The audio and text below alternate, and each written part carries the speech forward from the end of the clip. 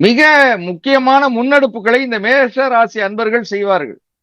பரபரப்போடு இருக்கின்ற ஒரு மேஷ ராசி அன்பர்கள் இந்த 3வது ராசியில் குரு அமர்வதின் மூலமாக கொஞ்சம் நிதானத்தை கொண்டு வந்து அமைதியாக உட்கார்ந்து தீர்க்கமான சில முடிவுகளை எடுத்து அவர்கள் வாழ்க்கையை செப்பனிடுவதற்கான ஒரு முக்கியமான காலம் இந்த குரு பயிற்சி காலம். ஆனால் பின்னால் வருகின்ற கேது அப்படி உங்களை இயங்க விடாது. குருவினுடைய பலன்களை கேது கெடுப்பதற்கு மிக சாத்தியக்கூறுகள் மிக அதிகமாக இருக்கிறது.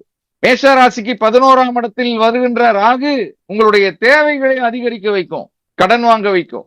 எனவே உங்களுக்கு நல்ல பண்புகளையும் எச்சரிக்கை பண்புகளையும் சேர்த்தே தருகிறேன். அப்ப மேஷ ராசி அன்பர்களுக்கு குருவால் நன்மை நடப்பதற்கான வாய்ப்புகள் அதிகம் இருக்கிறது. அதே சமயத்தில் கேதுவால் தடைபடுவதற்கும் அதிக தேவைகளால் நீங்கள் அதிகமான கடன் வாங்குவதற்கான சூழலை ஏற்படுத்திக் கொள்வதற்கும் இந்த ராகு கேதுக்கள் உங்களை வலையில் சிக்குவதற்கான வாய்ப்புகளை ஏற்படுத்திக் கொள்ளும். நீங்கள் எச்சரிக்கை உணர்வோடு இறை வழிபாட்டில் அதிகமான நேரங்களை செலவழித்து அசைவ உணவிலிருந்து முற்றிலும் வெளியே வந்து தேவாரம் திருவாசகத்தினுடைய பதிகங்களை பாடுவதன் மூலம், ஆழ்வாரனுடைய பிரபந்த பாசுரங்களை பாடுவதன் மூலமாக, வாசிப்பதின் மூலமாக படிப்படியாக நீங்கள் நன்மைகளை பெற முடியும்.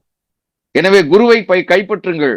ராகு கேதுக்களிலிருந்து விடுபட்டு குருவை கெட்டியாக பிடித்துக் கொள்ள வேண்டும் என்று மேஷராசி அன்பர்களை அன்போடு கேட்டுக்கொள்கிறேன்.